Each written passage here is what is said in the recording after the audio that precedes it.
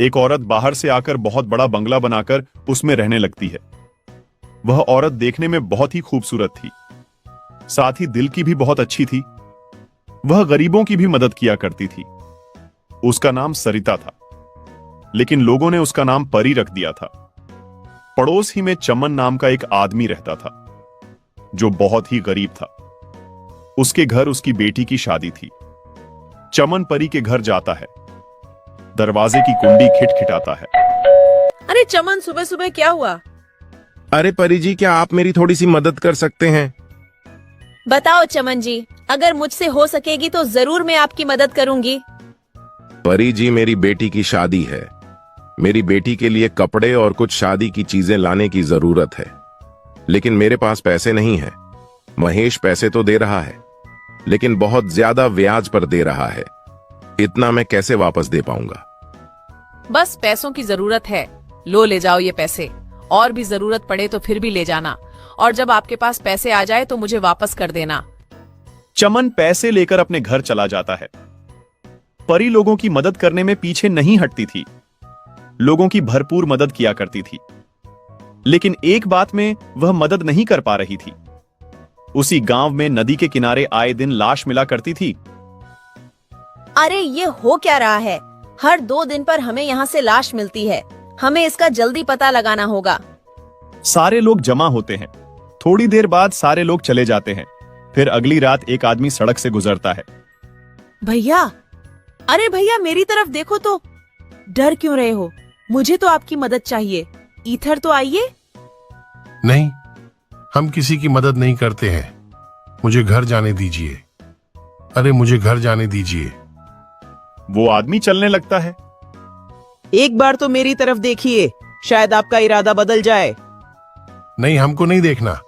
हमको माफ कीजिए, मुझे जाने दो। मैंने कहा ना मेरी तरफ देखिए, समझ नहीं आता? जैसे ही वो देखता है, वो मर जाता है। हाँ हाँ हाँ हाँ, कब की रट लगा रहा था। अब तो तेरी लाश घर जाएगी। अगर एक बार मेरी तारीफ कर लेता तो मैं जिंदा छोड़ देती। उसके बाद चुड़ैल उसको नदी के किनारे डाल देती है। अगले दिन सुबह सुबह रीना रोती हुई आती है। सारे लोग जमा हो जाते हैं। क्या हुआ रीना, क्यों रो रही हो? मेरे पति महेश रात को घर नहीं आए।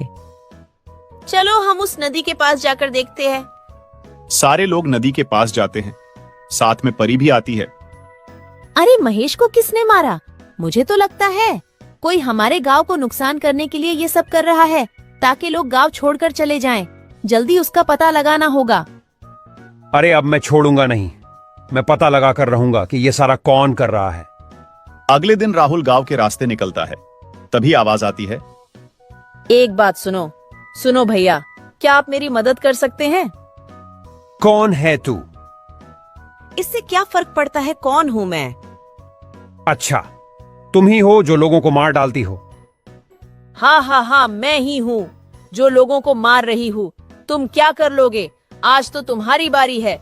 हा हा हा हा हा। अरे नहीं, मुझे पता नहीं था कि तुम एक चुड़ैल हो। मुझे छोड़ दो। तुम्हें लोगों के साथ जो करना है करो, मुझे छोड़ दो। अब तू जिंदा नहीं जाएगा। अभी तो बड़ा उछल रहा था, बड़ी बहादुरी दिखा रहा था। तेरी बहादुरी कहाँ गई? और तुझे मैं छोड़ दूं ताकि तू सारे लोगों को बता दे, ताकि लोग यहाँ आना बंद हो जाए। अरे नहीं, मैं किसी को नहीं बताऊंगा।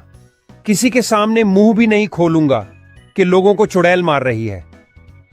बस मुझे जाने दो।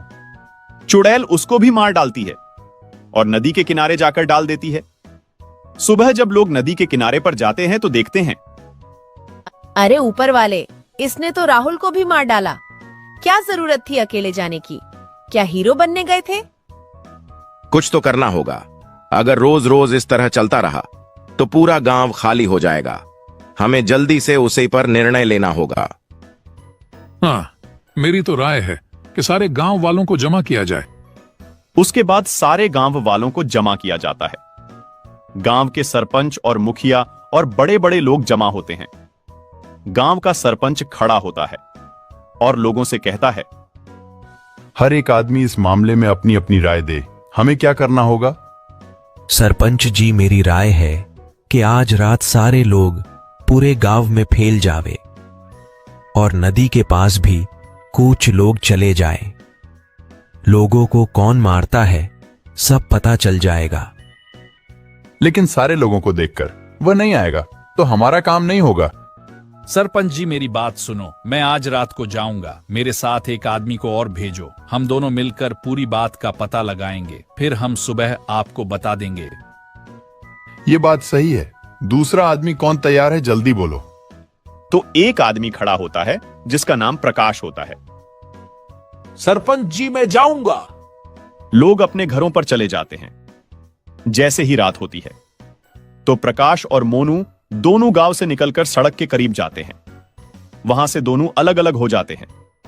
जैसे ही प्रकाश थोड़ा आगे जाता है तो आवाज आती है, अरे सुनो, मेरी तरफ एक बार तो देखो। अरे चुड़ैल, तू ही लोगों को मारती है। मैं ही मारती हूँ, आज तेरी बारी है। प्रकाश फौरन वहां से दौड़ता है। प्रकाश फौरन मोनू को बुलाता है। मोनू जल्दी मेरी तरफ आओ, यहाँ चुड़ैल रहती है। अरे प्रकाश, क्या हुआ? अरे भाई देखो उधर दूर, जो अभी औरत नजर आती है वही चुड़ैल बनकर आई थी। चलो उधर जाकर देखते हैं। जैसे ही वह दोनों चुपके से देखते हैं तो प्रकाश कहता है, अरे ये तो परी है, परी। ये दोनों आदमी भागकर गांव आ जाते हैं। फिर वह दोनों अपने अपने घर चले जाते हैं। जैसे ही सुबह होती है वह दोनों सरपंच के पास जाते हैं। फिर सारी बात सरपंच को बताते हैं। फिर सरपंच गांव के कई लोगों को लेकर परी के घर जाते हैं। सारे लोग और सरपंच परी के घर जाकर दरवाजा खिटखिटाते हैं। परी बाहर नहीं आती। सारे लोग आपस में एक दूसरे से कहने लगते हैं, लगता है परी को पता चल गया है, अब बाहर नहीं आएगी। उसमें से एक आदमी कहता है, मुझे तो लगता है परी भाग गई होगी। सारे लोग शोर करने लगते हैं, जिसकी आवाज सुनकर परी घर का दरवाजा खोलकर बाहर आती है। अरे सारे गांव वाले मेरे घर क्यों आए हो? क्या हुआ है? कोई जरूरत है क्या? नहीं नहीं, हमें यह खबर पहुंची है, आप ही रात को चुड़ैल बनकर लोगों को मारती हो। अरे ऐसा कौन कहता है कि मैं रात को चुड़ैल बनकर लोगों को मारती हूँ?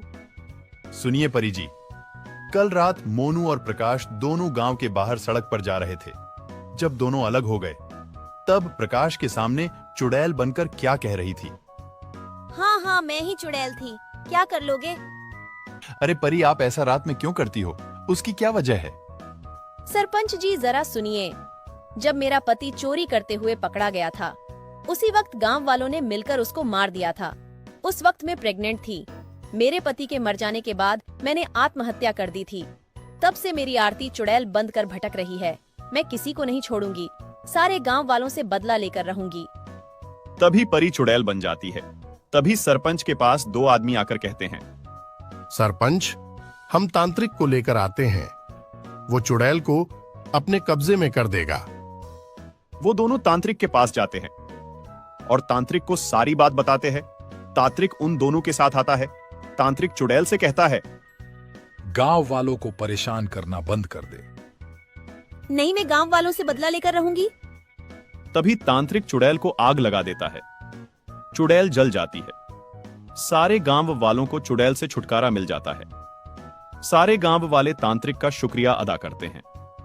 गांव वाले तांत्रिक को बहुत सारी चीजें गिफ्ट करते हैं। तांत्रिक उन चीजों को लेकर चला जाता है। फिर गांव वाले खुशी खुशी रहने लगते हैं। सरपंच मोनू और प्रकाश को कुछ पैसे दे देता है। उनकी हिम्मत की वजह से पूरे गांव वालों को छुटकारा मिलता है। दोस्तों, इस कहानी से हमें यह सीख मिलती है, कभी भी किसी पर आंख बंद करके भरोसा नहीं